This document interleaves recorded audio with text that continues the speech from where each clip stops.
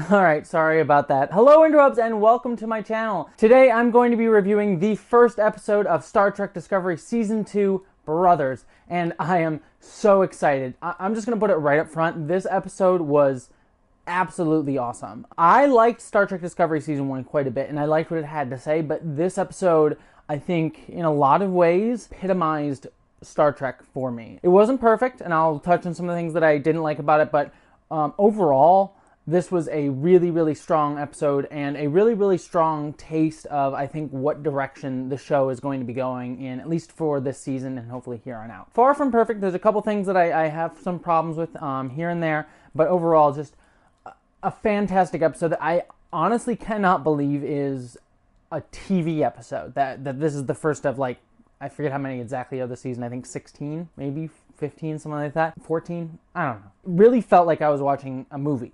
Like, it didn't feel like an hour long. It didn't feel like a TV show. Not to say that, you know, the lines between TV and movies are blurred, but this was just phenomenal. Just, if they had put this in a movie theater and asked me to pay tickets to it, I would have done so in a heartbeat. And not just because it's Star Trek, which I will literally give my soul for, as CBS All Access has found out. It's just fan-frickin-tastic.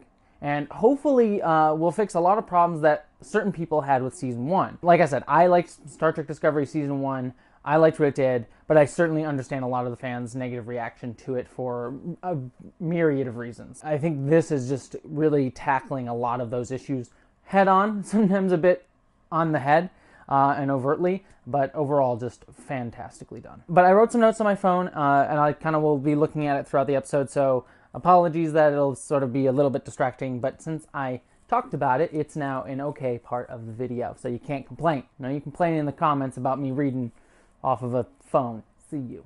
No, don't do it. I really liked how this episode started off with these sort of antique visuals of outer space and sort of Burnham talking over it. Just a really clever and interesting way to sort of start us off. First thing I noticed when we actually get into the episode and we start going to Vulcan as Burnham's a young child meeting Spock for the first time is someone turned the saturation bar, the color bar on this season, way up. Star Trek Discovery Season 1 wasn't by any means like devoid of color. It wasn't like Battlestar Galactica necessarily, but this season definitely beefed up the color palette to sort of match the TOS era of the show.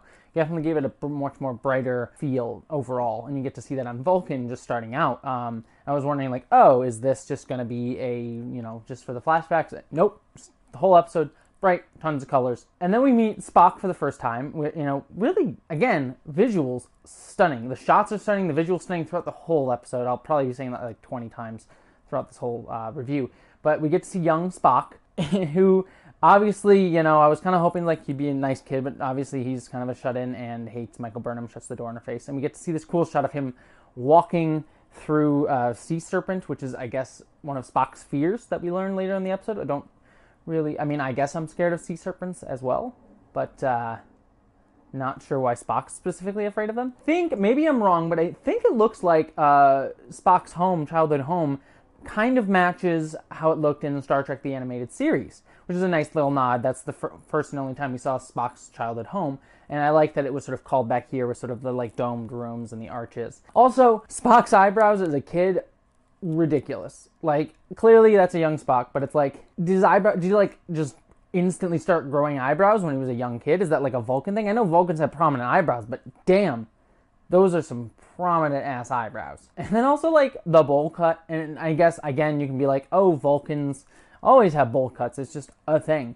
But I'm like, but like, what's with this thing with younger kid versions of adult characters always having the same haircut? That's not a Star Trek problem, that's just a film problem in general. I don't have the same haircut that I did when I was a kid, quite obviously, for multiple reasons. So we come back to the present, and we get the Enterprise's beams over Commander Pike, or Captain Pike, excuse me, to the Discovery to take over in order to investigate these red bursts that have been appearing around the galaxy, and only one of them is still around. Quick note here, in the transporter scene, we have a guy who looks like he's wearing like a precursor to Geordi LaForge's visor from Next Generation. And one of the first things you notice with the season, especially with Tilly, but Tilly was always kind of a humorous character, this season they've ratcheted up the humor. I think part of that is in reaction to Orville's success with humor. Not to say that it wants to be the Orville, it's certainly not just the Orville trying to ape the Orville, but I think popping that up to show that this crew that this is out of war and that we're in a much more optimistic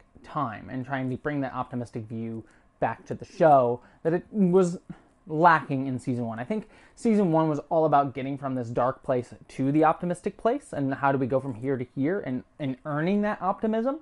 And people can debate whether or not that was successful or not. I thought it was, but others may not. Season 2, I just think just is like going straight out with the optimism. Pike gets on the ship. He kind of gives us the exposition dump. We meet Connolly, who is an asshole science officer who is definitively not Spock, which disappoints Burnham. And we get a cool scene where we get to see the inside of the turbolift shafts and how it like kind of arcs and goes different places, which I think is great. It's not just a single straight up elevator shaft, and it's cool to kind of see that. We saw elements of that in the J.J. Abrams movies, but it was just cool to see the inside of the turbolift, or like the turbolift elevator rooms here on Discovery as well. It was a cool little behind the scenes, behind the curtain sort of thing that we'd never seen in Trek before, so I appreciated that. While I think most of the humor lands in this episode, one of the elements of humor that I didn't like was the sneeze. And I get what they were going for. They wanted us to be like, fuck Connolly, the science officer, so he gets sneezed on, but it didn't work for me. The rest of the humor in this episode works very well for me. That felt a little forced and obvious. Maybe it was because I saw it in the trailer already, but just here it didn't land. It didn't really land in the trailer for me either. It just was like, meh, alright, cool. And there's a reference to Star Trek the Motion Picture, which is, I don't know why you want to reference Star Trek the Motion Picture, but there you go with that alien there. Pike gets on the bridge. We have this really wonderful scene where, first off, Tilly sort of messes with the captain, and the captain messes with her back because she's just always talking so much. I love Tilly because she's basically me, and I think she's kind of in the vein of Barclay. She's obviously got a little, her anxiety portrays itself in a much different way than Barclay, and she certainly has much more ambition than Barclay from Next Generation, who was always very riddled with anxiety and very insular and socially anxious. But I feel like her character is very much in that same vein. Like, she is all of us, just kind of excited and enjoying herself, but also really wanting to prove herself all the time. So I just love Tilly and her interaction with Captain Pike there. Obviously, we have a great scene with Captain Pike sort of addressing head-on the issues of Lorca and having a captain who was much darker and betrayed the crew, and how this crew doesn't necessarily trust its captain. And rightfully so. I mean, the past two captains, not even just Lorca, but you also had Georgiou, both were mirror universe assholes. So it was nice to see a continuation there. Tonally, the show has shifted, and it was nice to have a break between seasons, but I just rewatched the season finale of last season, so this does have a tonal jump to it, which is a bit jarring in a little bit of ways. So it was nice to have that connective tissue and sort of like acknowledging the difference, and how I think it was also a little bit of a way to tell fans of the show. It's like, look, it was darker. Now I'm here. I am not Lorca. This is not that season. It's different. Whether you liked it or not, we're different now. And I thought that was a good talk to the fans and talk to the crew. But obviously everything wasn't sunshine and roses. This is skipping ahead a little bit, but when we get to the red burst, there's a little bit of friction between Captain Pike and the rest of the crew, with Saru and Burnham both trying to argue for having a sort of safe or safer way to try and rescue the crew of the Hiawatha, which is a ship that they find there that's crashed. It's interesting to see, you think like everyone's going to have a problem with Captain Pike, and that does seem to be the case a little bit. But what really is coming through is actually Captain Pike not trusting them, and sort of feeling that because they've been through a war, they have a different mindset than what he does. Like, oh, we're willing to abandon crew members now because you've been through a war. It's like, I will not accept that. And the crew's like, yeah, we won't accept that. We are Starfleet too. So it's nice to see that friction not coming from the expected route of the crew kind of having a distrust of Captain Pike, but Captain Pike having not gone through the war and sort of had the Enterprise going off and doing its own thing during the war for whatever reason, he kind of has a distrust of his crew's mindset. Which I think could be an interesting dynamic moving forward, of Captain Pike sort of having to get over his reservations of people who have gone through war, and him having sort of to adjust to a post-war Federation mindset, which is still trying to find itself still. So I like seeing that connective tissue go through from season 1. How do we get back to who we were after such a traumatic experience, and seeing someone who hasn't gone through that traumatic experience, and just sort of seeing that mirror in each other, no pun intended. We learn that Stamets is going to be leaving the ship at the end of this mission because he sort of sees Hugh Culber everywhere, his boyfriend, they weren't married, who died last season, who we hear hints of will be coming back later this season. One interesting note is a small little Easter egg. That speech that Culber says was referenced in the Star Trek Discovery annual comic earlier this year. I guess it's 2018, early in 2018.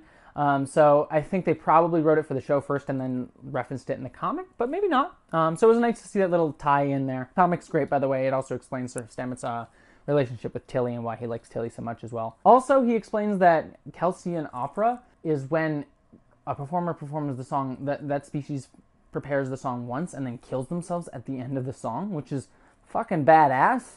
And I'm not entirely sure how that's allowed in the Federation. That's one of those, like, I accept your culture, but do you have to do that sort of thing? Anyways, it was nice to see Stamets having some emotional grief for Culber. That was the one problem that I had with at the end of season 1 after Culber died. While we did get a nice culmination kiss scene after Culber's death with Stamets and the mycelial network, it kind of felt like Stamets just got over Hugh's death pretty easily. So it was nice to see that sort of coming back around here, and hopefully we'll be setting some interesting storylines up in the future when we see Hugh coming back. We got a little flashback in that little sequence of Spock appearing while Burnham was being read a story by Spock and Amanda's mother. Spock and Burnham's mother, Amanda, excuse me. Spock's just like Damien just appearing in the corner. And I get what they're going for. It felt a bit false for me because it was just so weird to just see him show up. He looked like Damien from The Omen. We finally got the bridge crew's names. Pike goes around and has everyone say the crew's names. And I know we got some of them from the books and some side stuff, but I don't even know if we had actually heard all their names, which was a common complaint about the show. Everyone's saying, like, I want to know the names of the people on the bridge. And here we got literally them saying their names on the bridge in a roll call, which I guess worked. It was nice to have Captain Pike say that and again sort of address the concerns of the show that people have against the show directly, but it felt forced. I understand why they did it, but you know, I think a way to get me to know the names of characters is to have me care about them. And I still don't necessarily care about all of them other than see, I can't even remember her name. The one with the eye cybernetics. Like, she's the only one that I have given a shit about, and that's only because she gets, like, knowing glances a lot. Detmer. Her name's Detmer. I'm the biggest freaking Trekkie, and I can't remember her name. Detmer. So it was nice to get the names. It felt a bit forced, felt a bit on the nose. I liked how the show later had the characters doing stuff like the two women at the front of the ship, Detmer and the other girl, sort of having some back and forth with Burnham. That's how you get me to actually remember and care about them, by giving them some actual character moments. Still not fully fleshed out characters yet, but it was a nice step in that direction later on. This felt forced. Then we get the big action sequence of the episode, which was fucking fantastic. Again, I don't understand how this show is a TV show and is managing a budget that it has. Like, it must be through the roof, because this action sequence was over the top. We have Burnham, Commander Pike, a red shirt, and Connolly, the asshole science guy, go out on these like pod things to try and go and rescue the USS Hiawatha, which is right near the red matter burst they were trying to get to, and so they're trying to rescue the crew of the Hiawatha. The scene was fantastic, well done, played off the themes of you need to trust us, Captain Pike, that I was talking about before, and sort of brought that fully home and sort of completed that sort of narrative arc going on in this episode. And then also they subverted the red shirt. I mean, they called it out earlier. She's like, oh, get your red shirt in that pod, Captain Pike says to the red shirt. And the red shirt doesn't die. She lives. Actually, Connolly, the asshole, dies. Again, I liked it and didn't like it. It felt a bit on the nose, a bit too obvious. The other stuff rang truer to me. A really well-paced and done action sequence. The only question I have is, why did Discovery have to be so near the asteroid field? I guess to stay in transporter range, whatever. We get to the Hiawatha and we meet Tig Notaro, who I absolutely love. Tig Notaro, I will say she's not the best actress in the world, but I did like her. She was great. Hopefully she'll be coming back up. I would assume she would be. She wouldn't just be a one-off character. She might be. Burnham gets left behind during the rescue and has to stay on the ship as she's sort of running around. She gets hit in the head, comes to, and she sees a red angel. But it then quickly turns into Captain Pike. So we're left to wonder, was this just a hallucination or not? And obviously that's going to be one of the major through lines throughout the rest of the season. I will say in this one scene though, while she's on the ground, she's clearly wearing her helmet. She's clearly in outer space. There's clearly no oxygen, and yet we have fire all around her. It looked cool.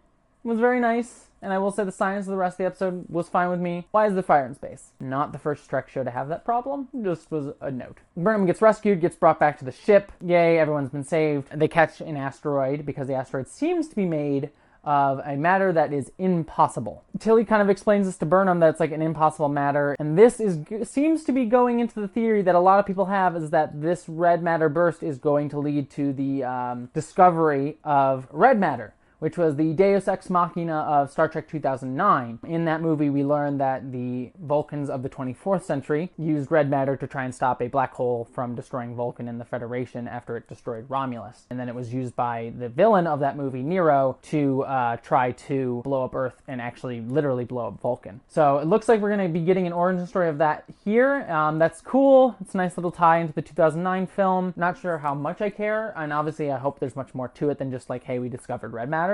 And I'm sure that there is, but this seems to be a nice little hint in that direction that is going to be the case. There was a nice little handoff to Saru where Captain Pike handed the ship off to Saru to catch the asteroid. It's cute. Nice little moment. Nice acknowledgement that Saru really is stepping up to be captain and should be captain of the Discovery, as a lot of fans said. I think Saru deserves to be captain and should be captain eventually, but he still has a little bit more to learn, especially when dealing with his fear, but he's definitely captain material. But it was a nice little back and forth, and I'm looking forward to seeing how Saru grows this season in that respect. So nice little moments for a bunch of different characters this episode, and really setting characters up for interesting arcs, like Stamets with Hugh, Tilly with the command program, and also like having her relationship with Stamets tested, Burnham with this sort of faith in Spock thing going on. All these little moments kind of that give these characters good jumping off points. Burnham and Pike have a quick talk, and we learn that the Enterprise was away from the war for the entire time, and sort of Pike still having some feelings about that, which again, like I said, seems like it'll be playing into the rest of the season in an interesting way. After that, Burnham goes into Spock's quarters on the Enterprise, and I will say I do like the look of Enterprise. It did feel Enterprise-y, very TOS, but updated to fit the Discovery model. I am curious to see if we're ever going to see the bridge of the Enterprise. I'm curious to see if it's actually going to look like the TOS bridge, like they did on Star Trek Enterprise, or if they're just going to try and reboot it for Star Trek Discovery. And I'm sure that's the exact reason why they didn't do it this episode, because I'm sure they're trying to figure that out, or if they even want to do that and broach that subject. Be interesting to see where that goes. As it is, this quarter looked cool. The one question I will have, they just let Burnham into Spock's quarters? I get she's family, but like, I wouldn't want someone just randomly entering my quarters when I'm away. Even if I'm on vacation, unless I gave explicit permission. That was a bit weird and felt a bit forced. There should have been some reason for her to have to go in there. But she goes in the room, and a couple little fun Easter eggs in there. We get like the nod of the 3D chess in there. And that's where we learn that Spock likes to draw holographically his fears, and then Burnham puts up the map of the red bursts, and clearly Spock knew about this months before they actually happened. Clearly something's going up with Spock. Overall, I thought this was a very strong episode. It was a lot of tastes of what's going to be coming this season. We got a cool action sequence, a bunch of little teasers for where characters' arcs are going to be sort of set off to go into the season, and set up a basic mystery of what were these red matter bursts, and what is the angel that Burnham saw, and where is Spock, and how they all tied together. That being said, with this episode, I usually like my Star Trek to have a sort of message, and clearly this episode is setting up those messages. There was no hints of that larger... I mean, there was starting points and little tantalizing hints at it, but nothing that we didn't really already know from the marketing of this season, like the Red Angel, the Red Bursts, all that stuff. We already kind of all knew that. The character stuff was super interesting, but the actual plot here would have worked better had I not seen any marketing for this season, and as it stands, doesn't really tease out the themes of what this mystery is going to bring us. Obviously, the producers said that's going to be about faith versus science, which is fascinating, but you don't get much of that here, which is fine. Like I said, I think part of it's just the marketing kind of revealed too much, and that's not necessarily a knock against the episode itself, but it sort of left me being like, I get it. I'm aware that this is probably what's going to happen in this episode. So I'm curious to see where the next episode goes, and I'll get a little bit more surprises and kind of not know where it's heading from here, because pretty much most of the marketing focused on just this episode. There was a lot of stuff from just this episode, and so I'm curious to see where it goes off into the future. But a little bit disappointing from that end. Like I said, that being said, character stuff, fantastic. I don't want to reiterate myself too much here, but I really just liked that they gave us a bunch of little character moments. But I think the most important thing to say about this season is that I don't want to say it's a course correction from Star Trek Discovery Season 1, but it's definitely a shift into something new for the series. Like I said, I liked Season 1 of Star Trek Discovery. I really liked that it talked about how we go from a darker world, a darker moment of starting at war, and bringing us the optimism and giving us that arc of like not taking our optimism for granted, but always holding ourselves accountable to it, even in the darkest of times. But I will say I did like how this episode gave us a new direction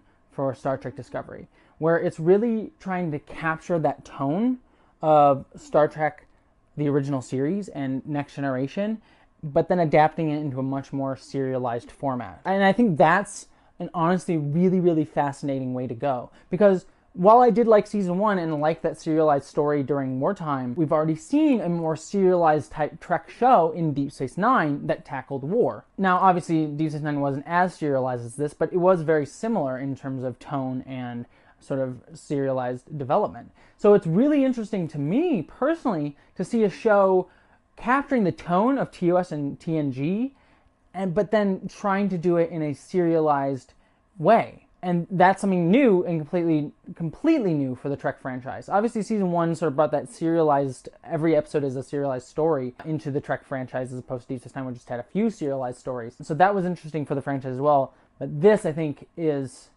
completely new ground, something that Deep Space Nine didn't necessarily even do, and that we haven't really seen outside of maybe the J.J. Abrams movies. But even then, that was much more kinetic and action focused. And while this show is definitely action and very fast as well, I think Discovery has the moments to really sit with the characters in a way that we didn't really get to with the J.J. Abrams movies. We didn't really get to sit with many characters outside of Spock and Kirk. I think that's really just an interesting thing moving forward. We'll see how they do it and capture it, but I'm just very excited for Star Trek Discovery Season 2 moving forward.